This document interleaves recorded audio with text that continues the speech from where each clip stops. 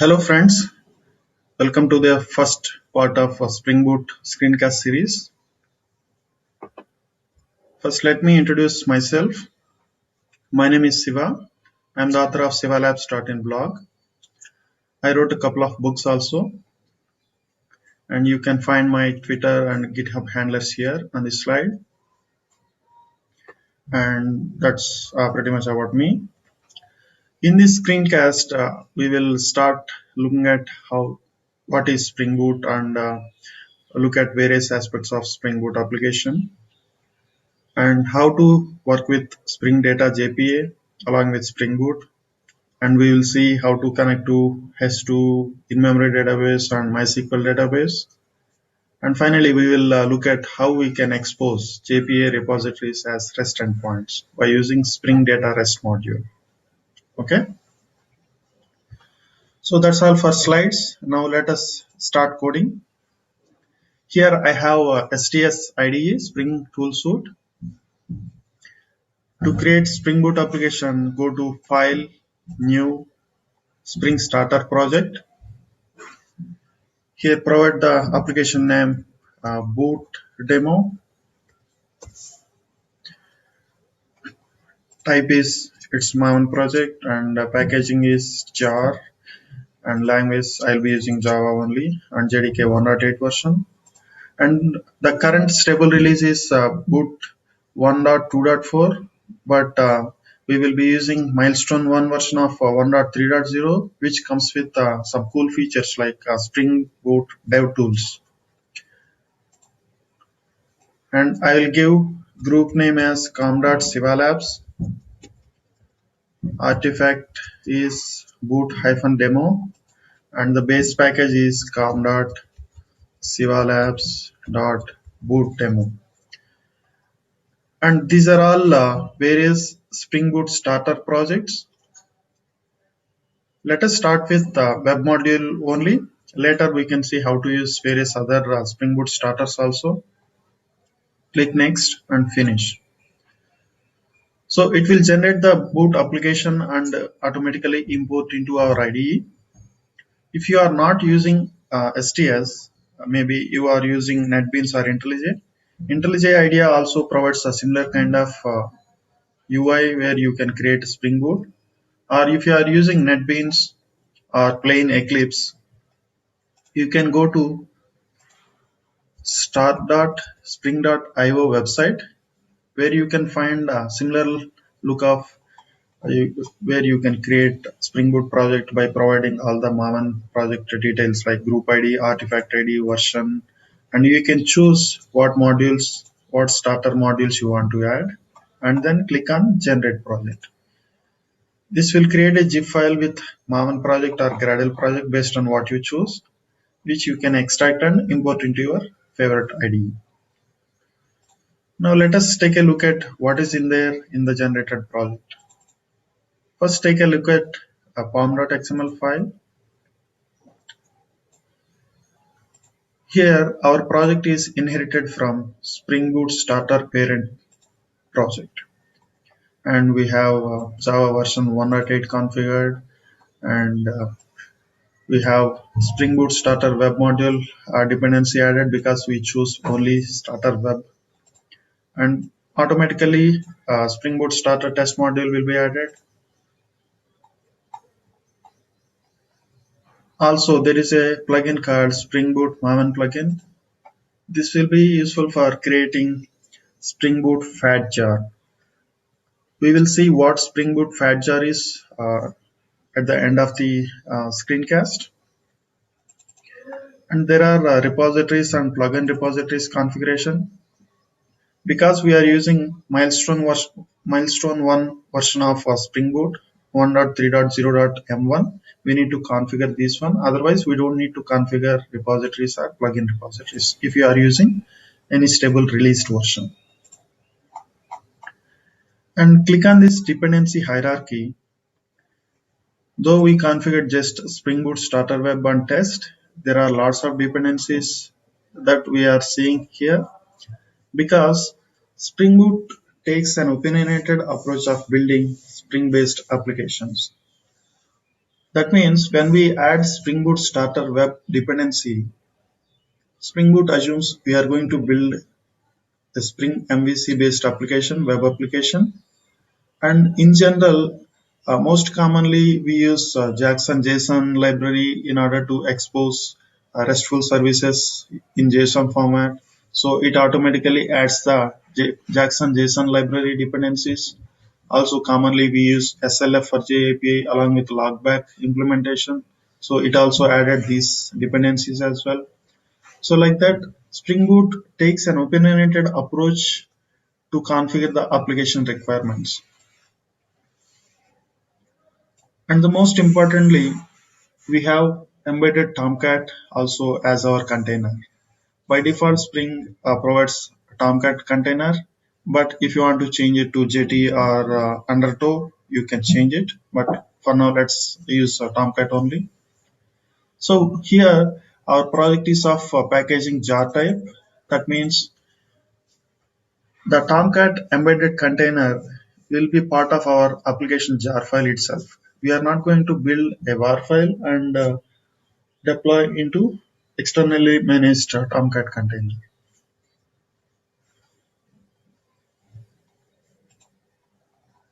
Okay, now let us see what is in there in our SRC main Java. Here we have boot demo application which contains a main method and annotated with at Spring Boot application. This will be our main entry point to our application. That means this at Spring Boot application is nothing but a meta annotation which has at configuration, at enable, auto configuration, at component scan. If you want, you can add these three individual annotations, or you can simply use at Spring Boot annotation. They both work in the same manner. And let us see what is there in SRC main resources. Here we have a couple of empty directories and application.properties. So Spring Boot follows this convention over configuration philosophy where it provides a lot of sensible defaults for various application aspects like what port Tomcat will be using and what is the context root and all these kind of things. If you want to change any of these defaults, you can configure or override those default values in this application.properties file. We will see how and what are all the aspects that we can change in this screencast. And we have a static folder inside our SRC main resources. Spring Boot maps various static resources like JavaScript, CSS, HTML files. We can put them in a static folder or a folder called public inside SRC main resources. And Spring Boot will automatically pick up from these two folders. Okay, let us go ahead and create a index.html file.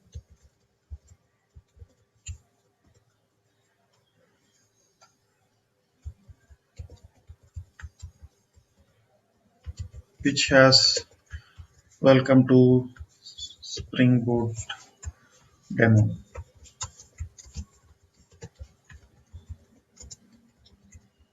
So normally if you are developing a var type web application, normally we put our static content inside the SRC main web app, but we are building Spring Boot application of jar type packaging, so all our web content will go inside SRC main resources slash static folder, or you can create a folder called public inside SRC main resources and put your static resources like JavaScript, CSS in there.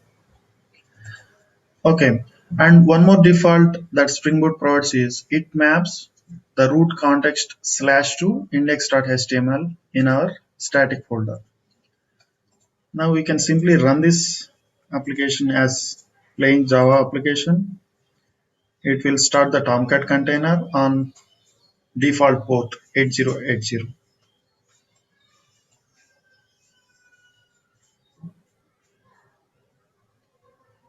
Now you can see in the console log Tomcat started on port 8080. Now let us access the URL localhost colon 8080.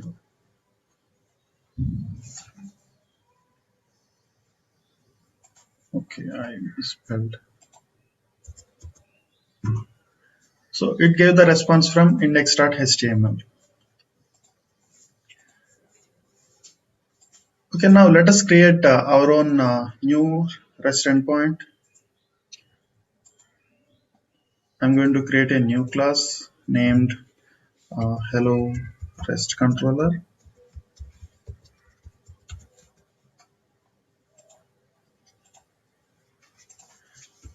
I will annotate with @REST controller and create a method which returns string. Method name is hello, which returns SpringBoot rocks. Here I am mapping this to /hello URL. Now let me restart the application.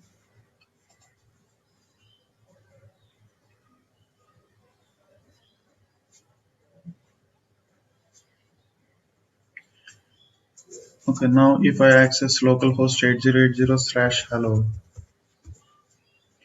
it gave the response SpringBoot rocks. Okay. So that's how quickly we can create any REST endpoints. But this is very beginning. We are not doing any great things. Later, in later parts, we can see how we can build web applications or REST API, full-fledged REST API. But for now, let us move to how we can use Spring Data JPA in our Spring Boot application. But before that, let me introduce what are all the various default aspects, default configuration that Spring Boot provides out of the box. So here I am using STS so that I can see by pressing Control space in application.properties, I can see all the default properties that Spring Boot provides, which I can use to override. For example, I want to override Tomcat port to change to 8080 to 9090. What I can do is server dot port. I can put it as 9090. And also, we do not have any context name. We are directly accessing our application on localhost 8080. Suppose if you want to have a context name like boot demo, we can add that configuration here. Server dot context path equals to /boot demo. Now let us restart the application.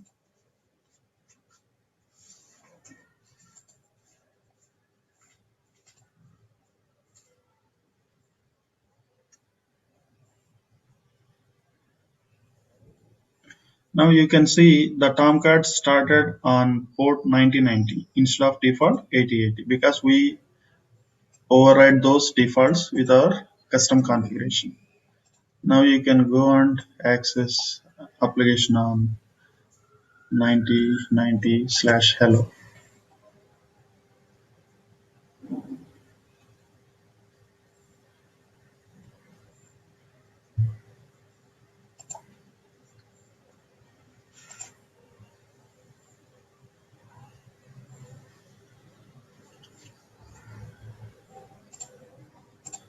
So here 9090. Okay, so we added the context path as boot demo. So we need to append that after our port number. Now we can access Spring Boot routes, this REST endpoint. So this is how we can change the default configuration that Spring Boot provides. Now let us move ahead and see how to use Spring Data JPA with Spring Boot. I'm stopping this server. In order to use Spring Data JPA starter, I'm going to form.xml and add Data JPA starter. So all of Spring Boot starter modules follows the same convention. They have same group ID and all the artifact ID starts with spring-boot-starter- whatever we want to add. It could be web, it could be Data JPA, or it could be different. So we added a Spring Boot starter Data JPA, but also we need to uh, add a dependency for the database that we are going to use. Now first let us start using an in-memory database like H2. Later we can see how we can change it to use MySQL. I'm going to add a dependency for H2 database com.h2.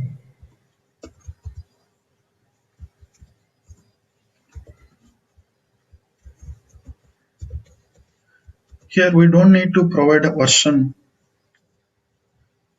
H2 database.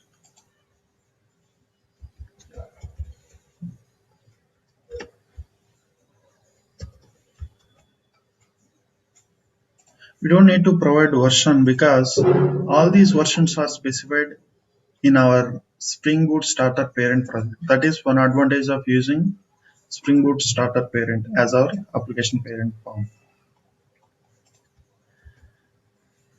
Okay, now when we add Spring Boot starter Data JPA module and an in-memory database driver, Spring Boot by default it will create a data source bean with in-memory type of data source. We don't need to configure Spring Boot. We don't need to configure data source bean by ourselves. But if you want to override the defaults and configure our own database properties, you can always go ahead and configure inside our application.properties file. But let us go ahead and use a default configuration now. Now I'm going to create a new simple JPA entity called person.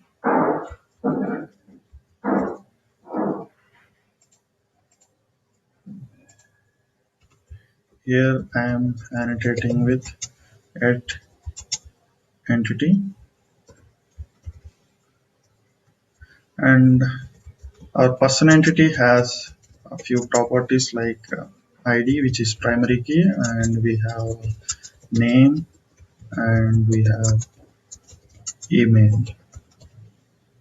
Our ID is the primary key, so I'm annotating with at ID and generated value.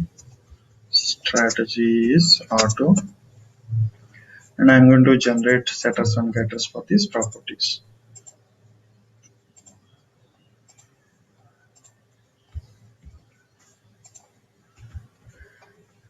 And now I'm going to create a JPA repository for this JPA entity. That is an interface, and it is person repository.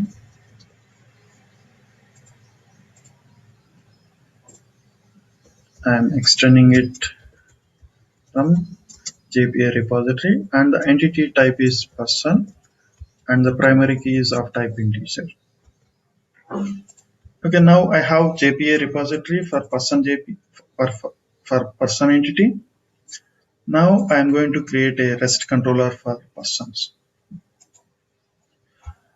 I am calling it as person REST controller.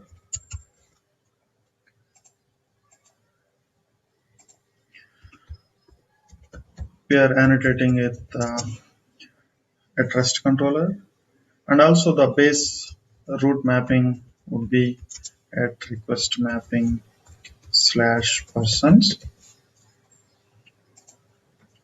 And now we are going to create two methods. One is to list out all the person details, and one more method to return only one particular person details based on the given ID. This will return a list of person list persons, and we map it to /persons only. and we will inject person repository here,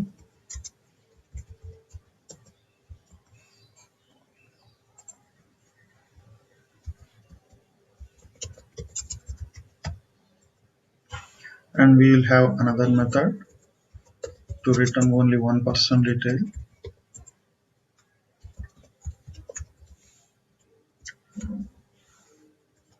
and the mapping request mapping for this is slash id, and we will map that id to path variable integer id,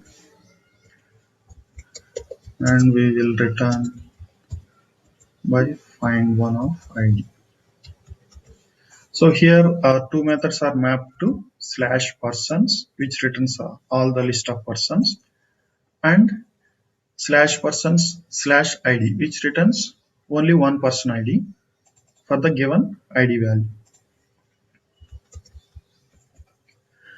Okay, now we have our REST controller, but we are using an in-memory database which doesn't have any data. So let us initialize the database with some sample data.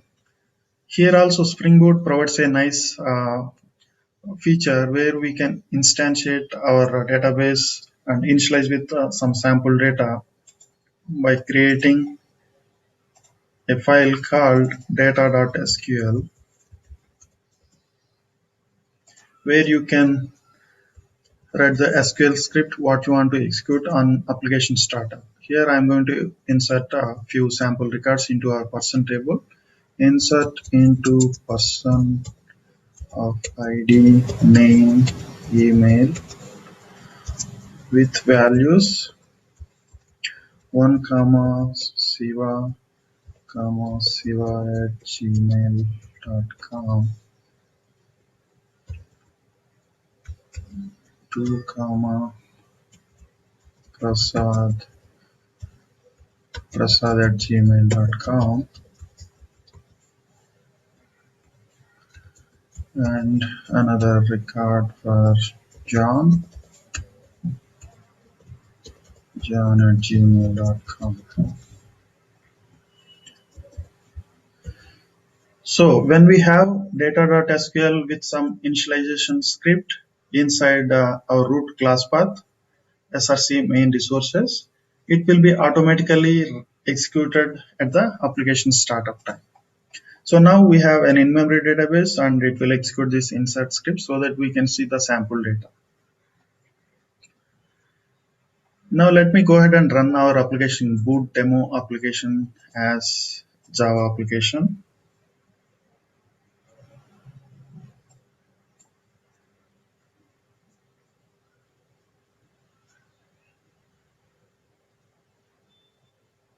Okay, application started.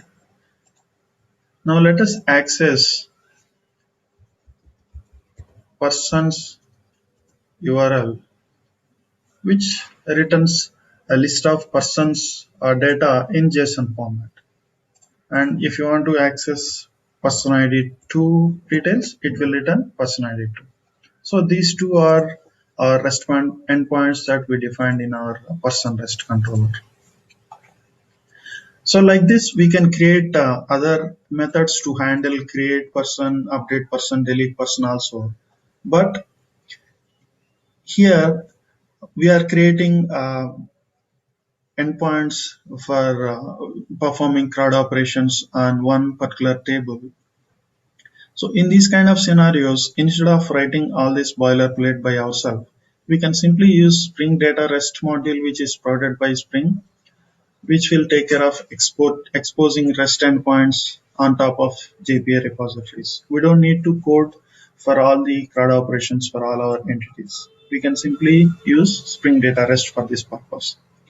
Now let me stop this application and go to pom.xml and add another starter dependency, Spring Boot starter data REST. Now I can come here and delete this person REST controller because REST endpoints for our JPA entity person will be automatically exposed by our Spring Data REST module. I am deleting this person REST controller now, and then I am starting the application again.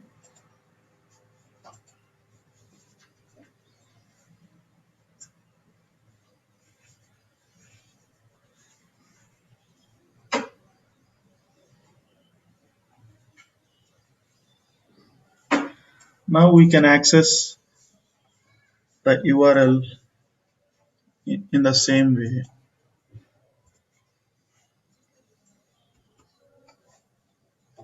Now you can see the response from that is generated from Spring Data REST.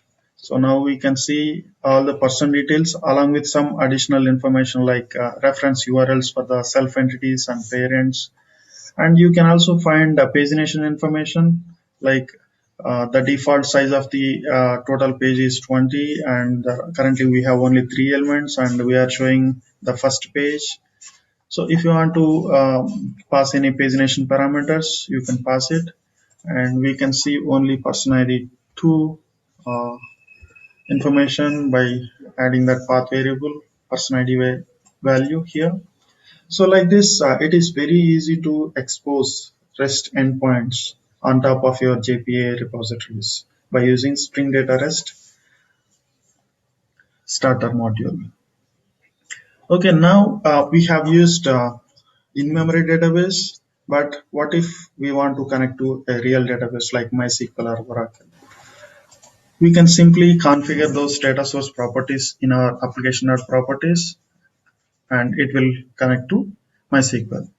But for that, first let us change this S2 database dependency to MySQL.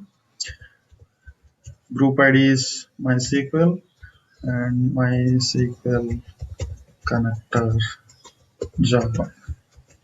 Now I changed the S2 driver to MySQL driver, and I'm stopping the server. And here in our application.properties, I'm going to configure the database properties of MySQL database.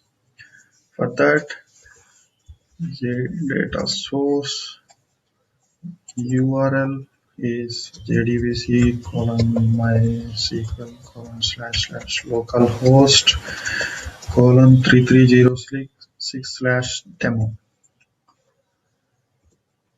and we have data source dot.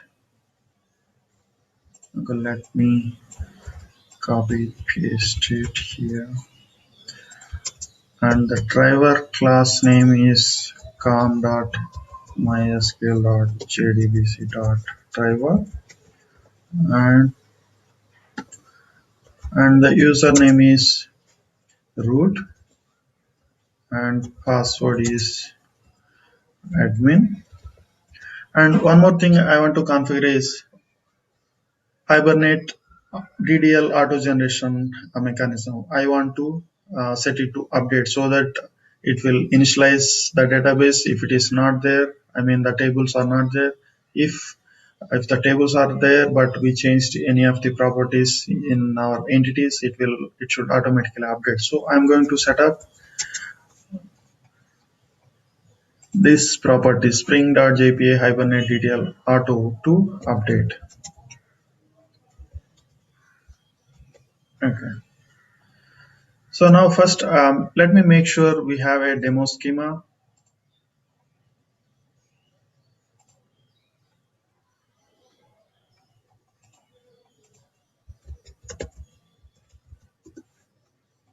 We have demo schema, but we do not have any tables.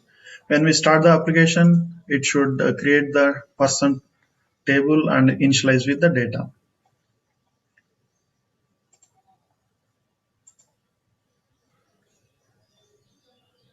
Now I'm starting the application. Now this should connect to MySQL database and run the initialization script.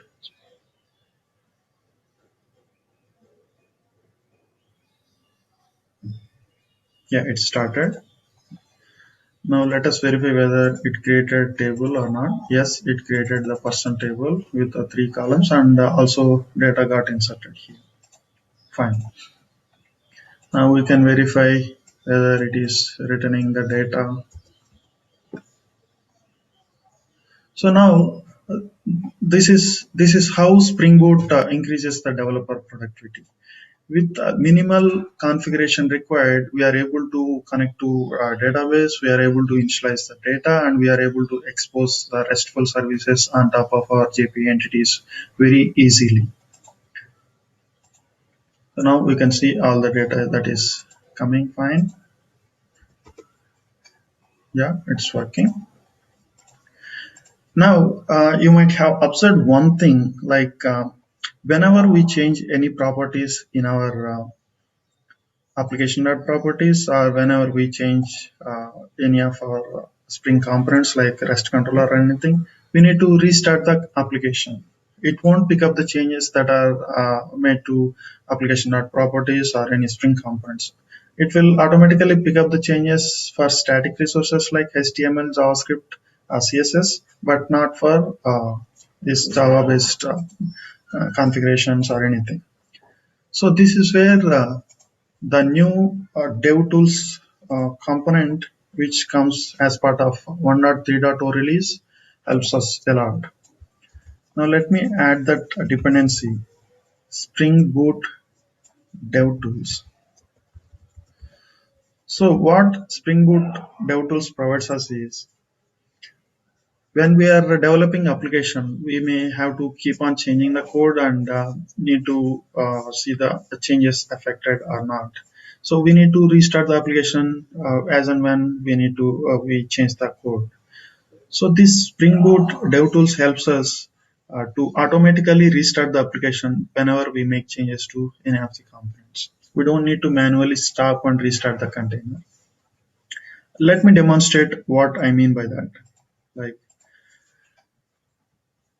okay, here we have our application configuration, and we are using port 9090, and we have a simple REST endpoint /hello which returns the string. Okay, and let me add one statement here, because it is going to insert the same records again, and it will throw exceptions because ID primary key values are already there. Delete from the question. Okay, now I'm starting the application.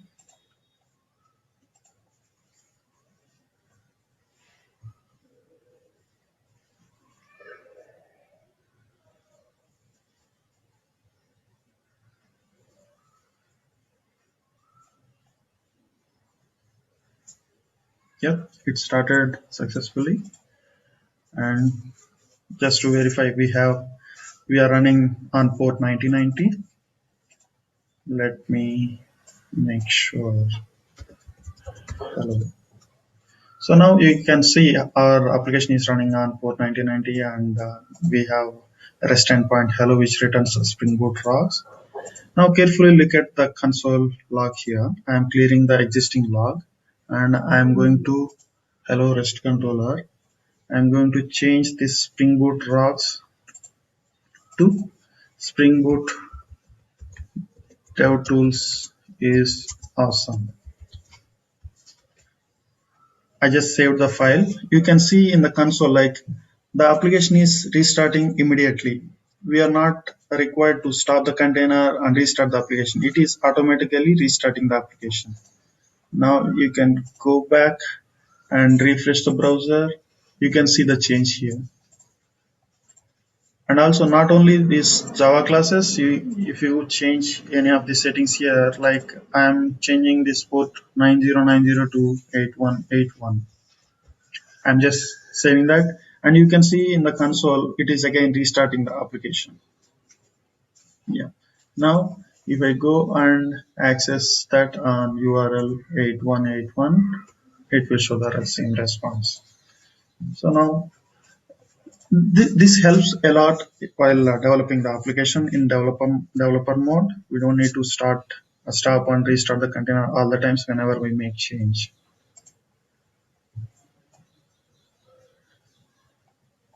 So, so that's all for this first part of this screencast series.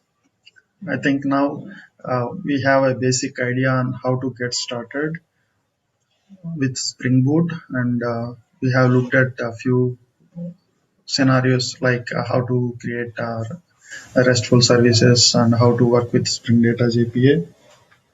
I hope you like the screencast here, and in future screencast parts, we will explore more and more on various other features of Spring Boot. And thanks for watching. Thank you. Bye bye.